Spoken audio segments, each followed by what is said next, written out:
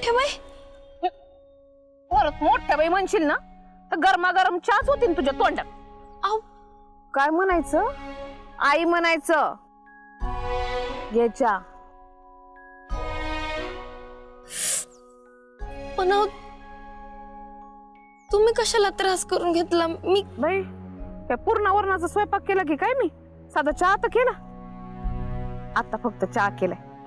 दुपारी ना तुझ्यासाठी गरमागरम धपाटे बनली. हा केलाय ना चहा. आता बाद झालं, कामाला हात नाही लावायचा तुम्ही.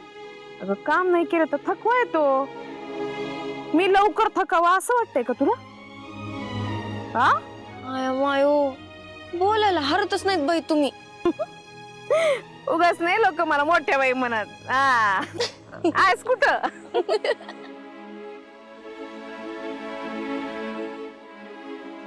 अशीच हसत राहा. हसलीस की छान दिसतेस. नाहीतर आपले सारखे डोक्यामध्ये कुठले ना कुठले तरी विचार.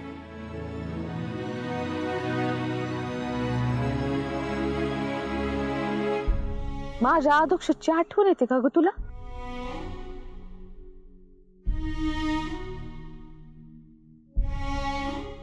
तुम्ही दोघं ना नवरा बायको कमी आणि मित्र जास्त आहात. आणि मैत्री फक्त तुमचीच नाही तर तू अधोक्षज गोपाळ तिगडी होती आमची. तीन तिगाडा आणि काम सवारा. एक सांगू का मोठ्या बाई तुम्हाला? मला ना आदोक्षची किंमत लग्नानंतरच कळली. गोपाळमुळे. अहो मी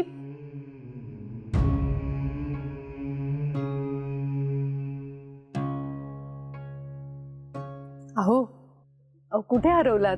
पोथी उघडी ठेवलीये, बाहेर बघताय. कसला विचार करतायत का? गोपाळचा विचार करत होतो. शकू त्याचं इंदूवर प्रेम होत. हो, त्याचं काय?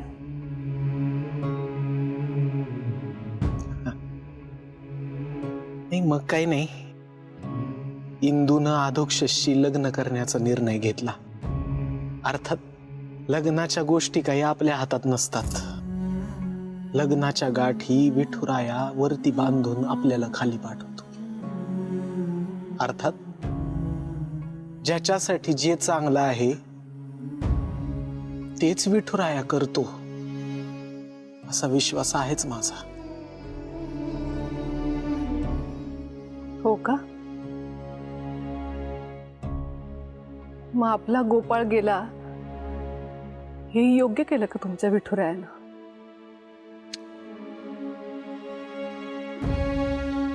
तसं नाहीये ग शकू.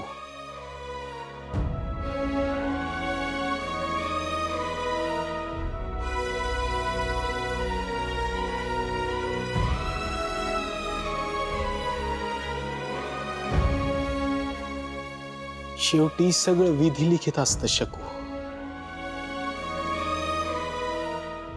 ज्याचे जितके दिवस ठरलेले असतात तो माणूस तितका काळ आपल्या सोबत राहतो. दिवस भरले की सहवास संपला.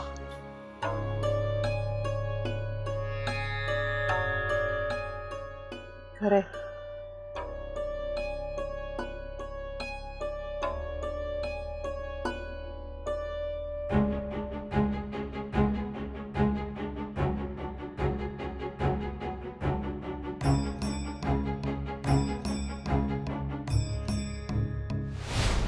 गोपाळनं खूप काही सहन केलंय. हो, लहान होता तेव्हाच त्याला त्याची आई सोडून गेली.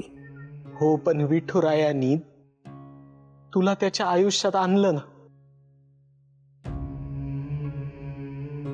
शकू, पोटच्या पोरासारखी माया केलीस ग तू गोपाळवर. सख्या आईपेक्षा काकणभर जास्त प्रेम केलंस त्याच्यावर.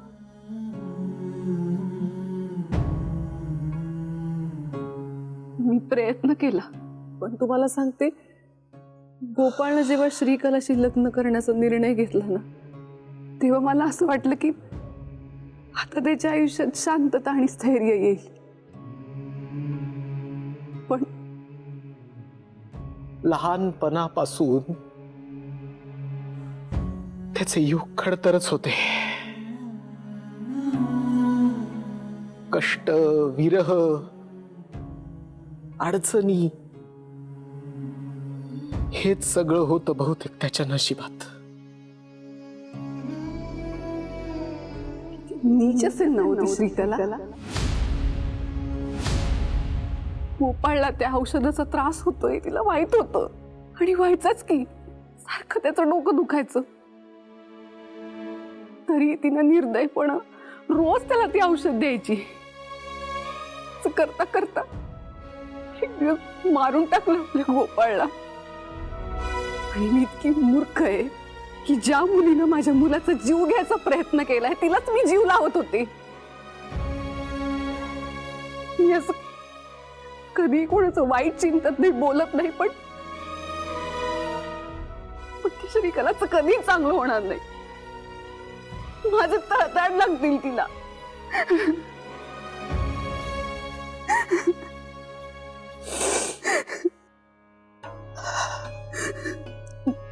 शांत हो शकू, शांत हो. अगं विंचवाचे कितीही लाड केले तरी तो डंख मारायचा थोडीच सोडणार.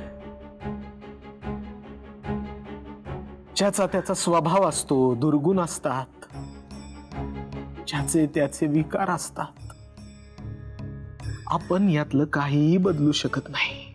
हो, पण विंचू त्याचा डंख लपवत नाही ना. श्रीकलानं आपला विश्वासघात केलाय आणि तिच्यामुळे आपलं गोपाळ गेलाय.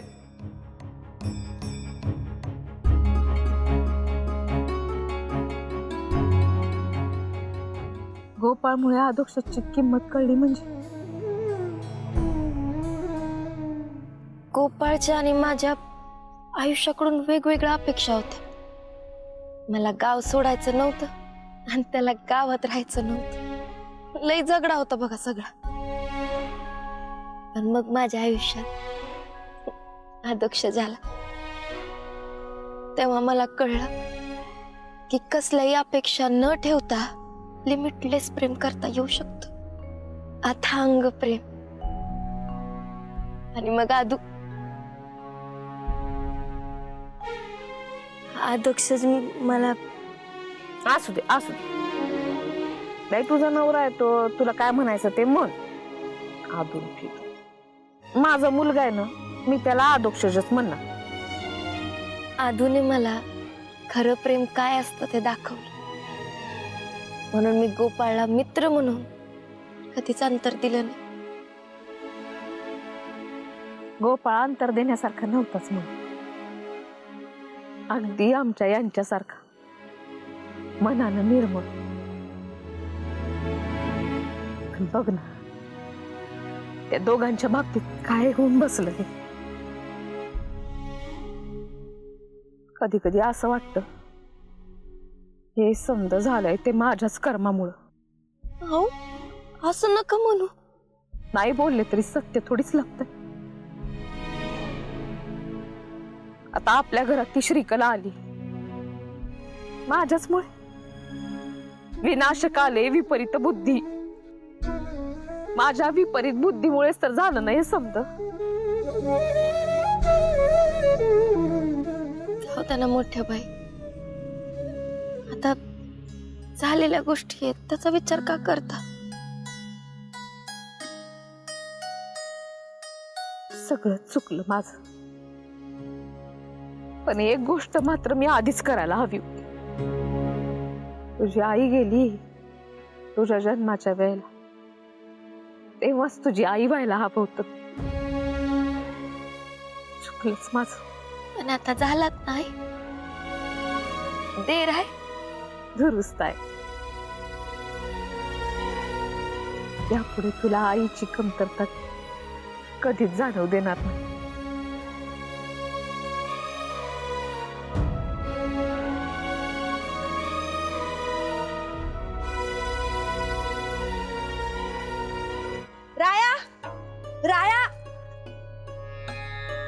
राया, तू अजून इथेच आहेस का? शाळेत नाही जायचं? उशीर झालाय, चल चल पटकन. आई, इंदू मामी कधी येणार ग? कुठे असेल ती? मला तिच्याशिवाय करमतच नाहीये. खूप आठवण येते तिची. बाळा,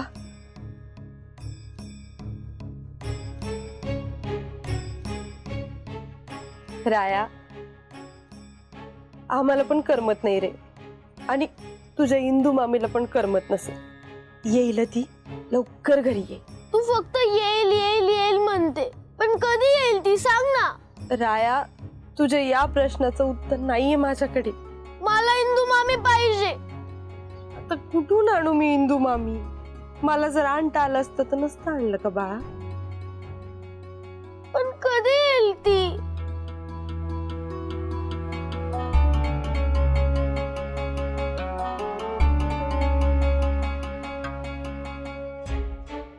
राया,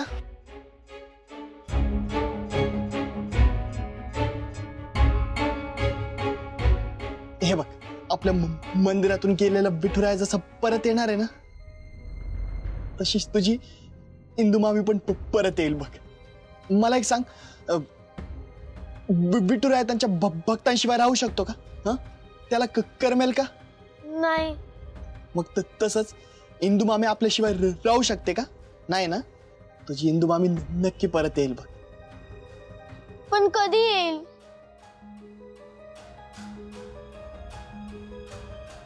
तू शाळेतून परत घरी येईपर्यंत येऊन जाईल बघ. नक्की? नक्की. जा आता. चला चला आता शाळेत जा बरं. चला, उशीर झालाय. बाय ए राया, बाय. बाय.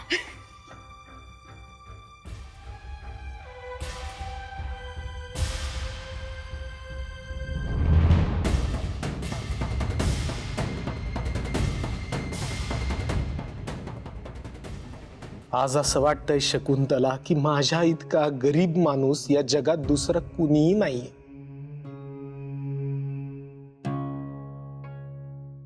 बाबा गेले, अंता दादा सोडून गेला, पोटचा मुलगा गेला,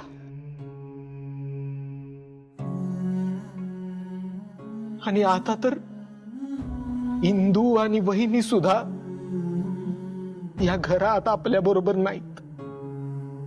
इंदू या घरामध्ये नाही तर तिग्रस्करांच्या या घराला रया नाही बघ. शकू, ती काही फक्त सून नाही आपली, या घरामध्ये तेवणारा शांत नंदादीप आहे ती. या घराचं चैतन्य आहे ती. एक एक करून सगळ्या गोष्टी माझ्या हातातून निसटून चालल्या. इतका वाईट माणूस आहे का ग मी? नाही हो, असा विचार नका करू स्वतःबद्दल. तसे तुम्हीच म्हणता ना की तुमचा विठुराया जे ठरवतो तेच होतं. तो तरी कुठे देवळात सोडून गेलाय मला तो सुद्धा. आता कुणाच्या आधारावर जगायचं सांग? काय उरलंय आता माझ्या आयुष्यात? उरलंय ना, खूप काही उरलंय. तुमचं कर्तव्य उरलंय, आपली चूक सुधारण्याची संधी उरली. तुम्हीच म्हणता ना, आलेल्या सगळ्या संकटांना तोंड द्यायचं आणि खंबीरपणे सामोरं जायचं. पण कशाच्या जीवावर तोंड द्यायचं? गाठीला बांधलेल्या पुण्याईच्या जीवावर, मनातल्या चांगुलपणाच्या जीवावर. आपल्या विठुरायाकडे जसा पापाचा हिशोब आहे तसा पुण्याईचाही असेलच की. आणि माझ्या नवऱ्याच्या गाठीची तर खूप पुण्य आहे, कारण माझा नवरा एक चांगला माणूस आहे. माझी खात्री आहे सगळं काही नीट होणार आहे. आपण याआधी सगळ्या संकटांना सगळे मिळून सामोरे गेलोय, यापुढेही जाऊयात. सगळं नीट होईल, काळजी करू नका. राम कृष्ण हरी.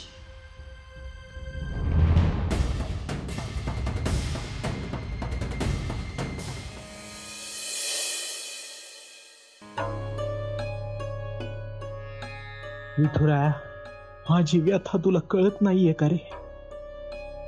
माझ्या या पापासाठी मी आता काय प्रायश्चित्त घेऊ तेच समजत नाहीये बघ. केलो मा बाबाचं चांगलं, विठ्ठल बिरबाचं चांगलं, केलो मा बाबाचं चांगलं.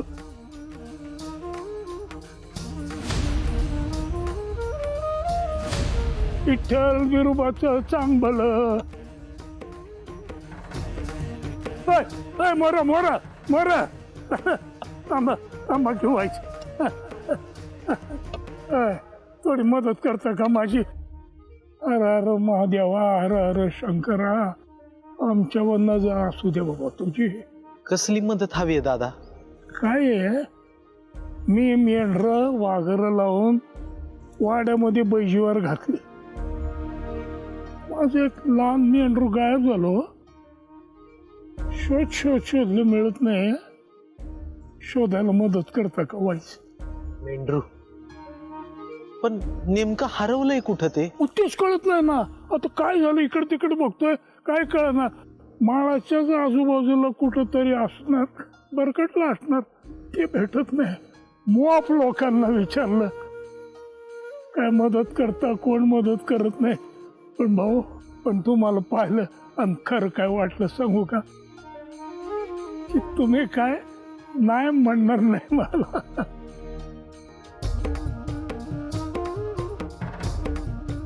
मग जायचं का मेंढरू बघायला? चला की. चल बरं झालं बाबा आला तुम्ही.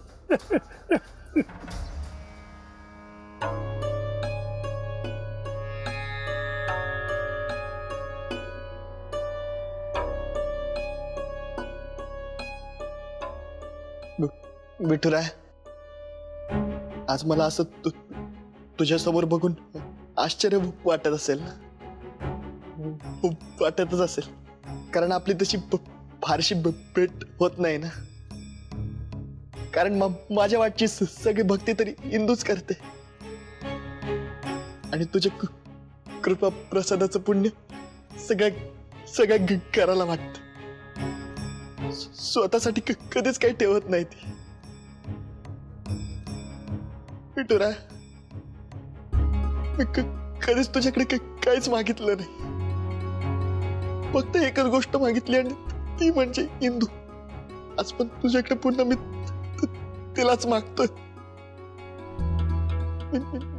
नाही जगू शकत रे त्याच्याशिवाय, नाही जगू शकत. जर मी आयुष्यात कोणतं चांगलं काम केलं असेल, कोणतं पुण्य केलं असेल ना, तर ते सगळं घे. पण माझ्या इंदूला मला परत दे विठुराय, परत दे. जिथं कुठं असेल ना ती आता, तिथं तिला सुखरूप राहू दे. तिला घरात येण्याची बुद्धी तिला माझ्याकडे या घरात तू परत घेऊन ये विठुराय. ते हात जोडतो, पाया पडतो तुझ्या विठुराय, प्लीज.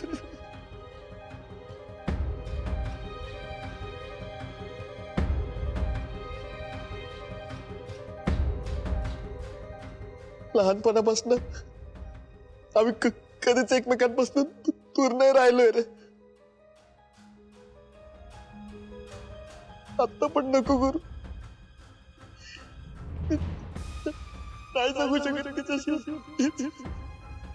लगेच घेऊन विठुराय परत, प्लीज विठुराय, प्लीज.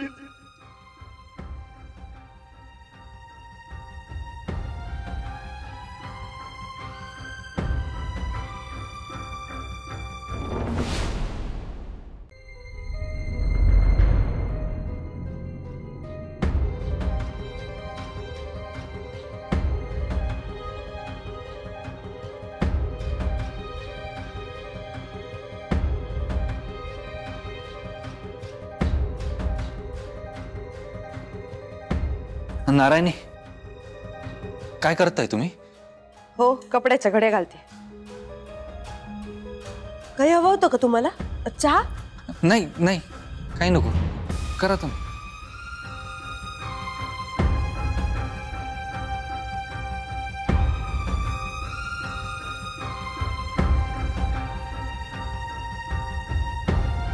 आम्हाला महत्वाचं बोलायचंय तुमच्याशी. काय? मला अहो ऐका, आता नको, पहिलेच खूप काम आहेत, आपण नंतर बोलू. नाही, नंतर नाही, आत्ताच बोलायचंय. ऑलरेडी खूप उशीर केलाय आम्ही, आता आम्हाला उशीर नाही करायचंय, आत्ताच बोलायचंय. अहो काय झालं, असं का बोलताय?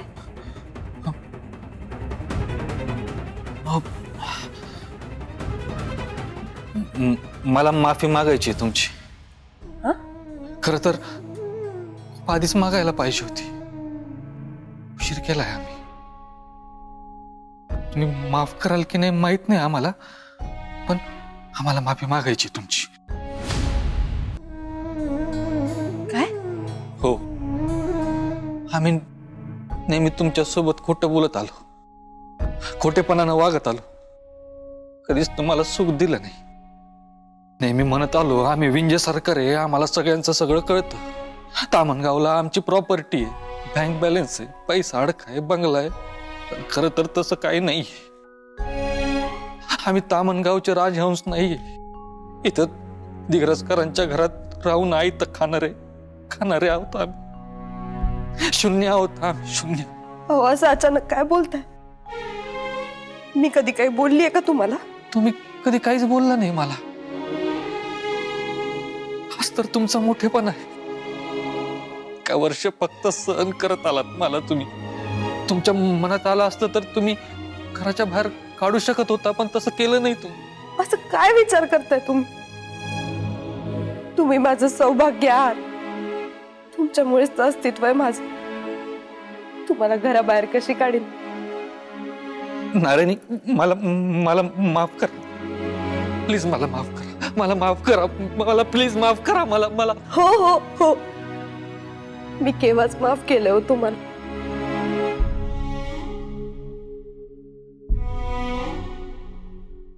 मी खूप नशीबवान आहे, तुझ्यासारखी बायको मिळाली मला. थँक्यू. आणि हो,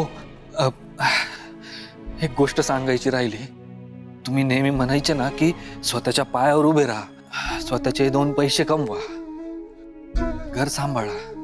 तर आम्ही इथं तालुक्याला एका ठिकाणी काम बघितलंय. हो, 2 दिवसानंतर जॉईनिंग आहे. पगार जास्त नाहीये, पण हो, आपल्या तिघांचं भागेल त्याच्यात. आणि आम्ही तुम्हाला आनंदी ठेवण्याचा पूर्ण प्रयत्न करू. आता तिकडेच चाललोय कामासाठी. हे सरप्राईज द्यायचं होतं तुम्हाला. येतो आम्ही.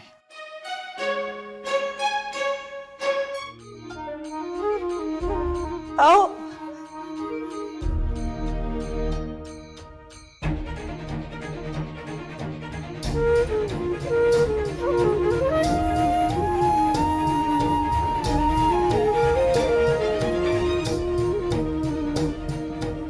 तुम्ही जरी तामणगावचे राजहंस नसला ना, तरी माझे राजहंस कायम असा.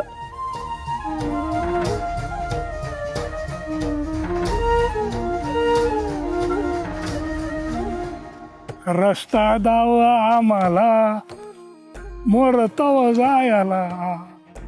रस्ता दाव आम्हाला, मोर तव जायला. हर हर महादेवा, हर हर शंकरा.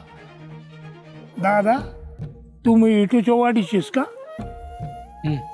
बेश, म्हणजे व्यंकट महाराज दिग्रजकर माहीत असणार नव. लय भला माणूस, फार चांगला ऐकलंय, दयावान आहे, गोरगरिबांना मदत करतो. या काय माहिती, स्वतःच्या पोटच्या पोराचा जीव त्याला काही वाचवता आला नाही बघा ना. स्वतःच्या शिष्येवर विश्वास दाखवता आला. माणूस आहे ना. आता थोडीफार चूक बोलवणारच की. नसती झाली तो देव म्हणला नसतं का लोकांनी त्याला. बाबा त्याला माणूस तरी म्हणावं की नाही अशी शंका येते हल्ली. नाही ना बाबा, विठ्ठलाचा भक्त हाय अशी शंका घेऊ नये बाबा. का घेऊ नये हो बाबा, सांगा ना मला. शेकड्याने मेंढ्या आहेत माझ्या. डोळ्यात तेल घालून रात दिन राखण करतो मी, तरी गेलं का नाही एक मेंढरू. अहंकार बाबा. वाटलं मला सोडून जाणार, कुठं गेलं. आणि एखादी गोष्ट जाते ना तेव्हाच महती कळतं त्याची.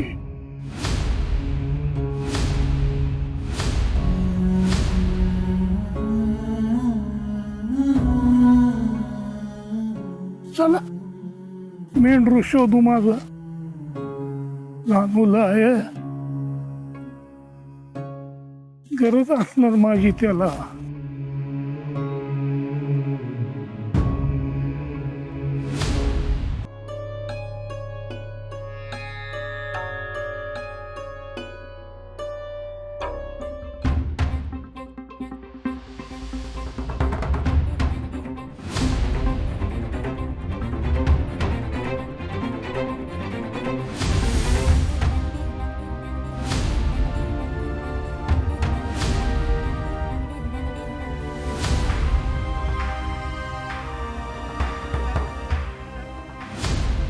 अगे पोरी,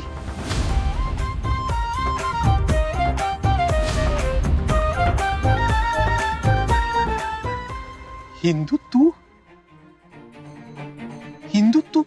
इथं. महाराज, तुम्ही मला नाकारल्यावर मी कुठे जायचं सांगा ना.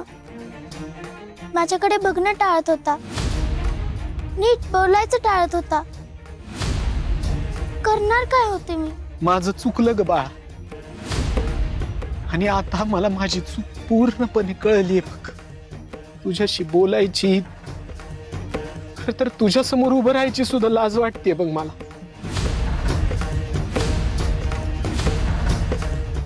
महाराज, एका चुकीवर दुसरी चूक करणं हा उपाय असतो का हो.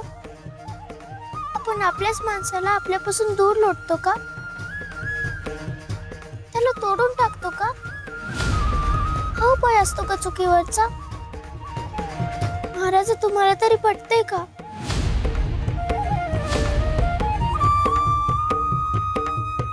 व्यंकू महाराज,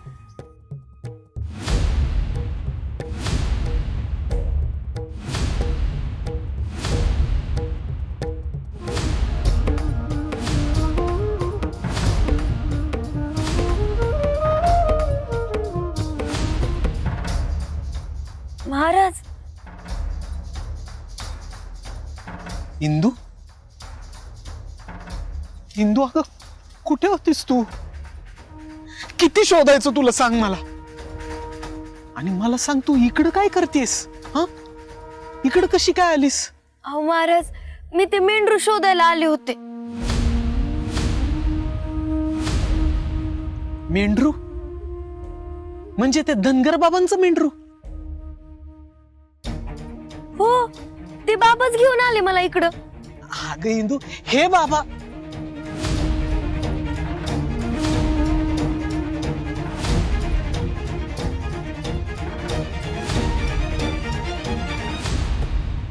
जेजुरीचा खंडोबा, विंचणीचा धुळोबा, अरे वाडीचा बिरोबा चांगल. चिंचणीची मुक्ताई, कांबळेश्वरची बिलाई, खंडाळाचा शिंगरोबा चांगल चांगल चांगल. ए पोरी. काय हो बाबा. माझं मेंढरू हरवलंय. लेकरू आहे माझं. हरवलेल्या गोष्टी तुला सापडतात असं कळालंय म्हणून शोधत आलो पोरी. माझी मदत कर, विठ्ठलाची शपथ आहे तुला तुझ्या. आयो मायो, डायरेक्ट विठुरायाची शपथ होय. काय करू आता? अहो देते की तुमचं मेंढरू शोधून. चला बाबा चला आडले इठोबा मध्ये वाला आला आला चला चला. चला.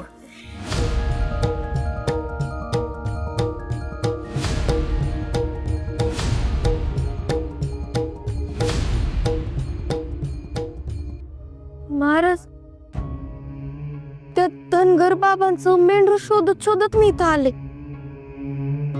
आणि तुम्ही हो? त्या बाबांनीच तुम्हाला इथं आणलं का?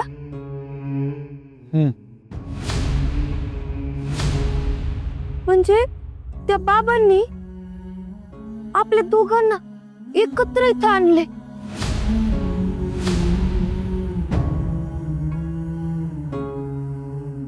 तुला काही समजलं का इंदू? विठुरायानी माझे डोळे उघडले. मला क्षमा कर. माझ्या हातून खरंच खूप मोठी चूक झाली. मी तुला समजूनच नाही घेऊ शकलो ग. संवाद तोडून कुठलाही प्रश्न सुटत नाही हे समजलं नाही मला.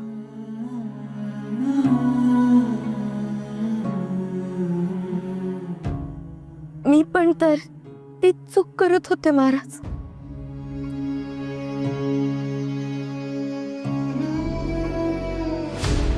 पोरी इकडे एकटी राहते काय तू? म्हणजे माझ्या चुकलेलं मेंढरागत झालं का तुझं? नाही घर कुठे आहे तुझं? नाही, सांगायचं नसेल तर सांगू नको. मला माझ्या मेंढराची काळजी आहे. कुठे गेली, काय करते, माझं अन्न पाणी गोड लागत नाही, लक्ष लागत नाही. घरच्यांना माझी काळजी आणि मला तिची काळजी. काय झालं माहितीये का? मी जेवायला बसलो होतो आणि तोंडात घास घायच्या आधी लक्षात आलं पाणी नाही. मग विहिरीवरनं तांबे आणला आणि बघतो तो काय भाकर नाही. आता ही बसली शेजारी उपाशी होती. मला आला संशय. कावलो मी, मरडलो. काय बोलली नाही, गप होती. पण तिच्या डोळ्यातलं विश्वासाचं पाणी आलं आणि गेली ना सोडून मला. नंतर कळलं मला ते कुत्रा होता, त्यांनी भाकर खाल्ली. म्हणजे केलं एकानं आणि रागावलो दुसऱ्याला. आज चूक झाली माझी. पण माणूस आहे, चूक होणार का नाही? मग आता मी चूक केली म्हणून परत दुसऱ्याने चूक करायची? नाही, आम्ही बाप आहे म्हणून लेकराच्या चुका पोटात घालायच्या आणि लेकरांनी एकदम तंसून निघून जायचं होय? नाही, म्हणजे माझं चुकलं. पण माझ्या मेंढीने तशी चूक केली. ती मेंढी आहे, बुद्धी नाही तुझ्यासारखी. पर तुझं तर तसं नाही ना झालं पोरी. हा,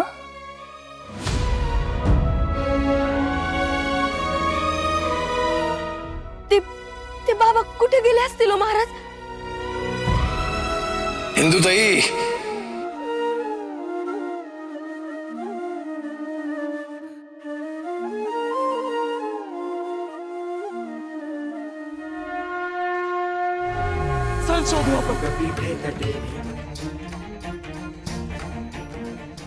बोला पुंडली गवरदेव श्री ज्ञानदेव पंढरीनाथ महाराज की माऊली ज्ञानेश्वर महाराज की जगतगुरु तुकाराम महाराज की वैकुंठवासी दिग्रजकर महाराज की सब संतन की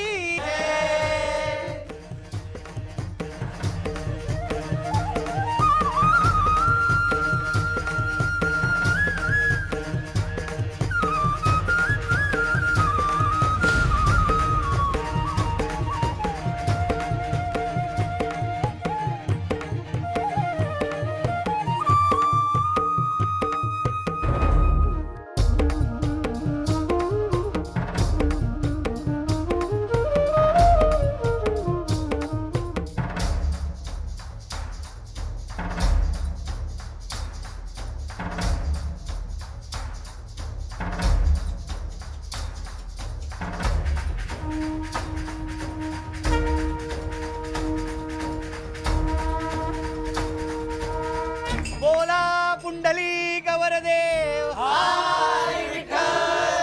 श्री ज्ञानदेव पंढरीनाथ महाराज की माऊली ज्ञानेश्वर महाराज की जगद्गुरु तुकाराम महाराज की वैकुंठवासी दिग्रजकर महाराज की सब संतन की जय।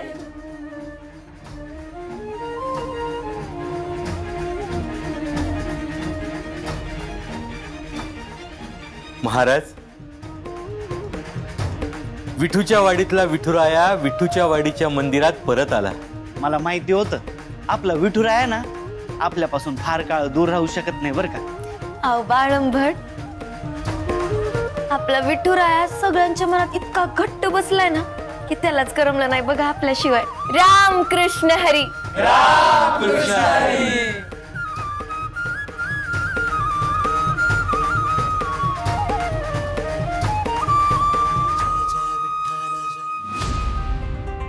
आजवर आपल्या सगळ्यांमध्ये जे काही भलं बुरं घडून गेलं ते आता आपण सगळ्यांनी विसरून जाऊयात, सोडून देऊयात माग सगळं. जे काही झालं गेलं गंगेला मिळालं असं म्हणू आणि परत एकत्र येऊन नव्यानं सुरुवात करू. जे काही जुनं होतं ते सगळं माग सोडू. जुनं जळो आणि नव्याची नवलाई आणि ऊब कायम राहू. हे समजणं एकाच व्यक्तीमुळे शक्य झालंय.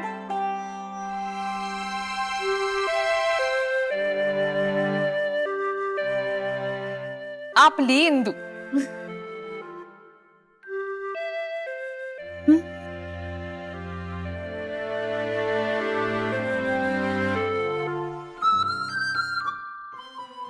घरची लक्ष्मी आहे माझी इंद्रायणी.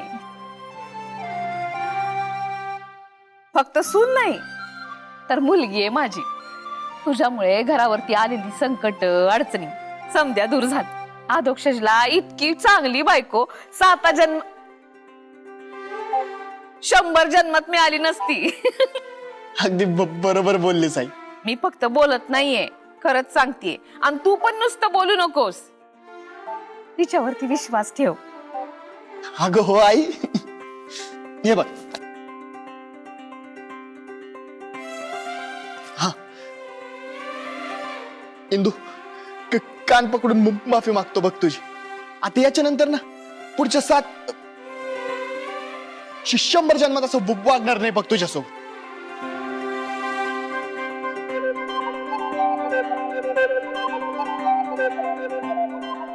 इंदू,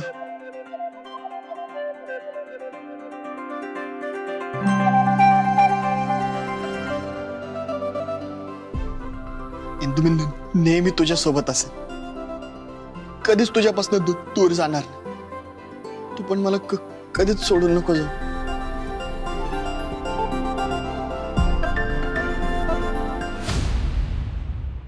पण खरंच आजचा हा दिवस आपल्या सगळ्यांसाठी उत्सवाचा दिवस आहे. चला, आज व्यंकट भाऊजी आणि इंद्रायणी दोघांच्याही कीर्तनाचा लाभ मिळणार आहे आपल्याला.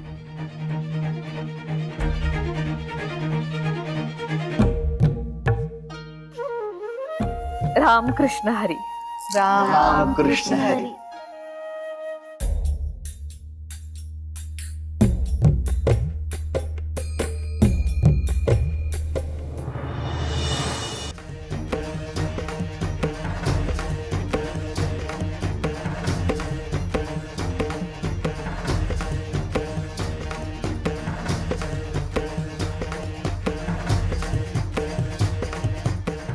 राम कृष्ण हरी. राम कृष्ण हरी. राम कृष्ण हरी. राम कृष्ण हरी. आज आपला विठुराया परत एकदा आपल्या देवळामध्ये येऊन विराजमान झालेला आहे. हा आपल्या सगळ्यांसाठी अतिशय आनंदाचा भाग्याचा असा क्षण आहे. आणि माझ्यासाठी विठुराया इथे आलाय या इतकीच आनंदाची गोष्ट ही आहे की आज खूप दिवसांनी मी आणि इंद्रायणी, जी आम्हा दिग्रसकरांच्या कीर्तन परंपरेच्या गादीची खरोखरची वारसदार आहे, आम्ही दोघ जण सहकीर्तन सेवेसाठी तुमच्या सगळ्यांसमोर आणि विठुरायासमोर आज उभे आहोत. तुका म्हणे येणे आनंदी आनंदू, गोविंदे गोविंदू पिकविला.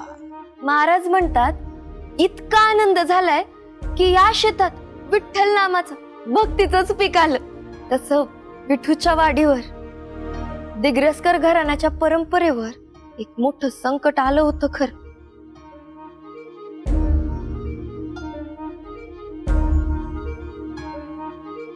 खर तर या सगळ्याला प्रामुख्यानं मीच कारणीभूत आहे. हे संकट आमच्या कुटुंबावर येतंय हे इंद्रायणींनी आम्हाला सगळ्यांना समजावून सांगण्याचा परोपरीने प्रयत्न केला. अनेकदा तिने आम्हाला सावधही केलं, पण डोळ्यावर अविश्वासाची पट्टी बांधलेली होती. इंदूनी आणि आमच्या वहिनींनी खूप प्रयत्न केले समजावण्याचे, पण आम्ही कोणी काही ऐकलं नाही. माऊली, आज तुम्हा सगळ्यांच्या समोर आणि विठुरायाच्या साक्षीने ही जी काही चूक खरं तर अपराधच आमच्या हातून घडलेला आहे, त्यासाठी मी वहिनींची आणि मुख्यत्वे इंदूची हात जोडून माफी मागतो. आम्हाला माफ करा. महाराज काय करताय हे? काय बोलताय महाराज? गुरु आहात तुम्ही माझे.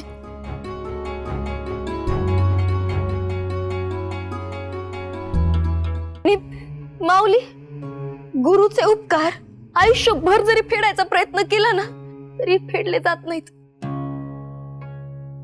वडिलांसारखे आहात माझ्या. तुम्ही जर माझी माफी मागितली तर हा विठुराया त्याच्या दारी उभं करणार नाही हो मला.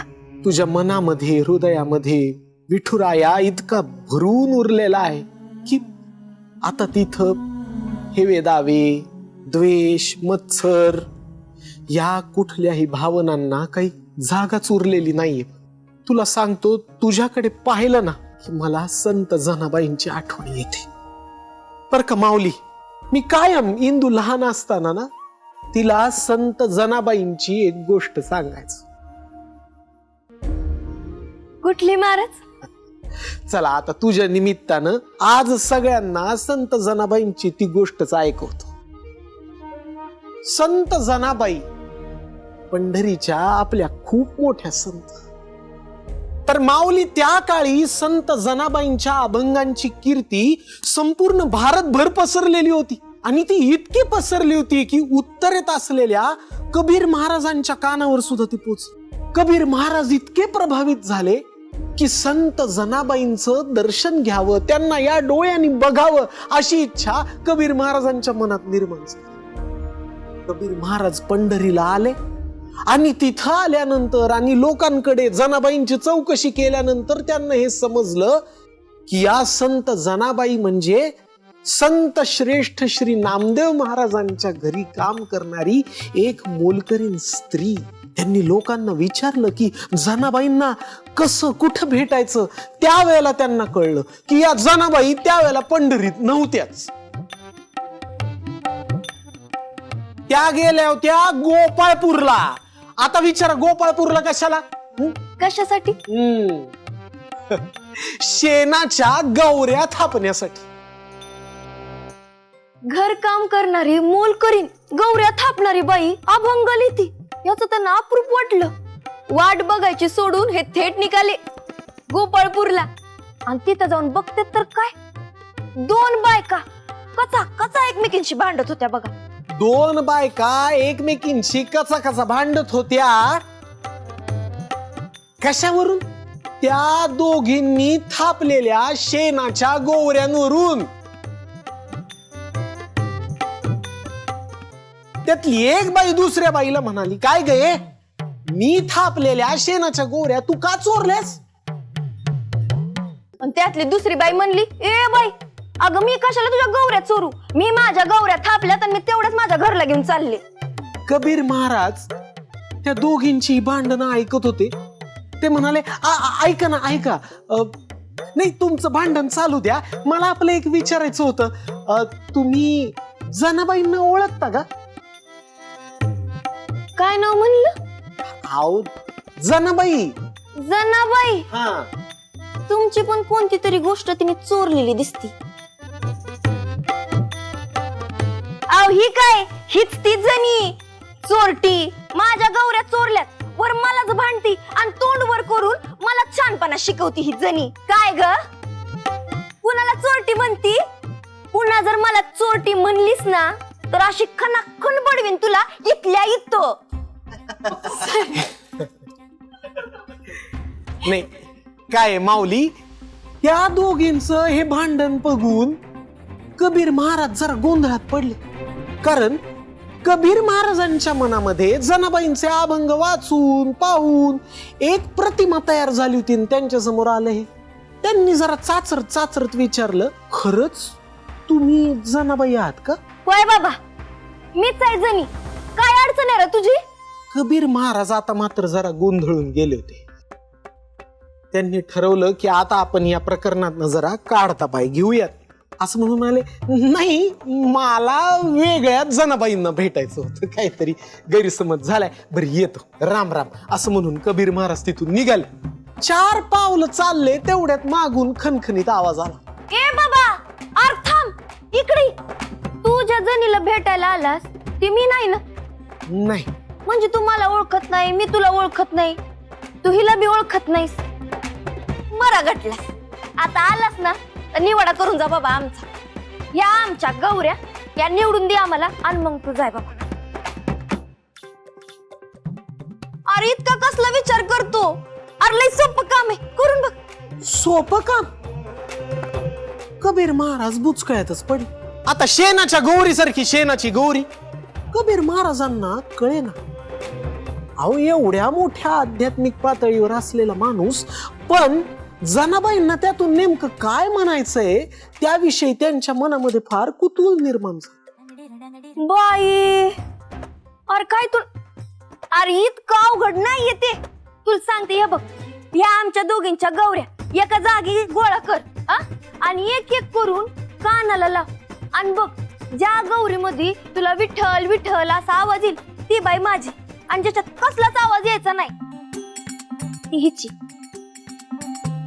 जनाबाईंनी दिलेलं हे उत्तर संत कबीर महाराजांनी ऐकलं आणि त्यांना लक्षात आलं की आपण बरोबर ठिकाणी आलेलो आहोत.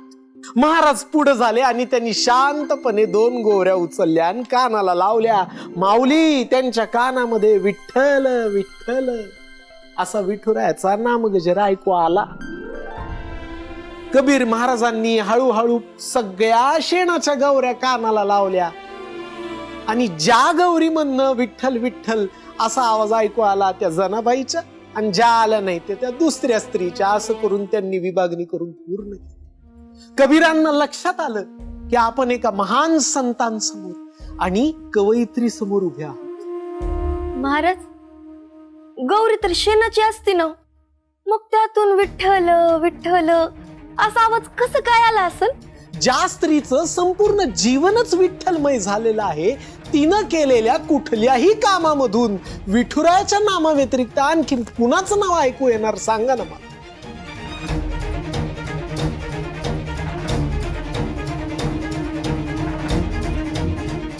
राम कृष्ण हरी.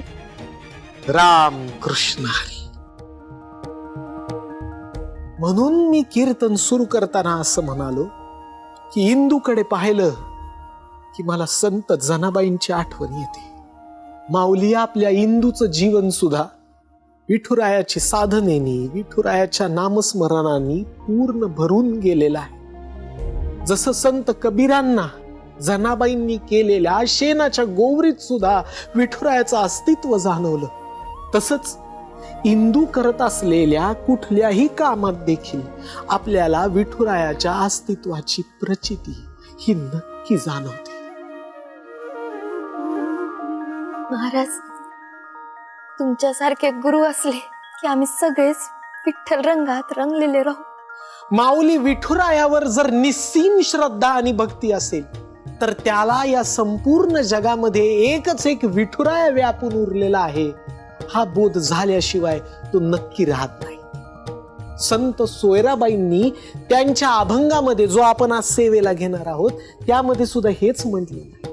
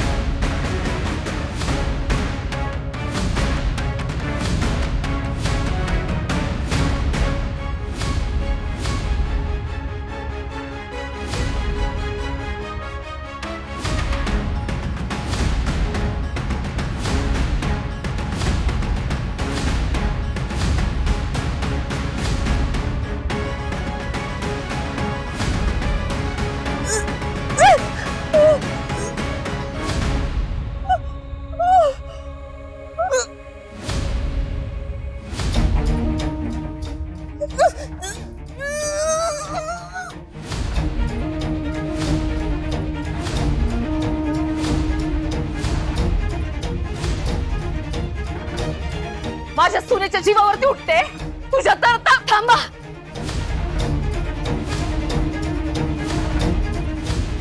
कुणी काही करायचं नाही, कारण हिचा न्याय स्वतः विठुरायानंच केलाय. स्वतः विठुरायानंच केलाय. स्वतः विठुरायानंच केलाय. आता हिला हॉस्पिटलमध्ये नेण्याची आणि नंतर पोलिसात देण्याची गरज आहे. ताई, या जरा.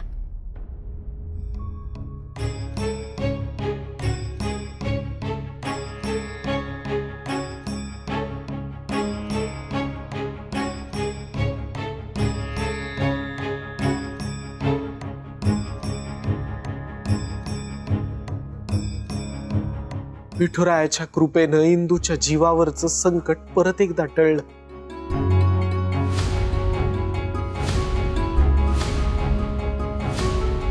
विठुराया कायम इंदूच्या पाठीशी उभा आहे याची प्रचिती परत एकदा आज आपल्या सगळ्यांना आली. राम कृष्ण हरी. राम कृष्ण हरी. संकट टळलंय ना महाराज, तर मग कीर्तन सेवा थांबवायची कशाला?